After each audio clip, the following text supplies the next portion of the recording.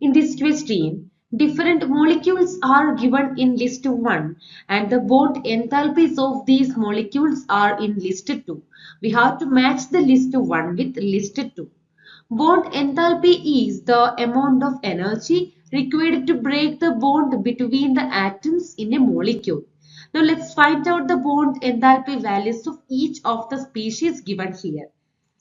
From this diagram, it is clear that HCl molecule has a bond enthalpy 431 and that of nitrogen is 946 because between the nitrogen atoms in a nitrogen molecule, the bond is triple bond. So when the bond order is increasing, the bond dissociation enthalpy will increases. And the next one is hydrogen. Hydrogen has the value 435.8.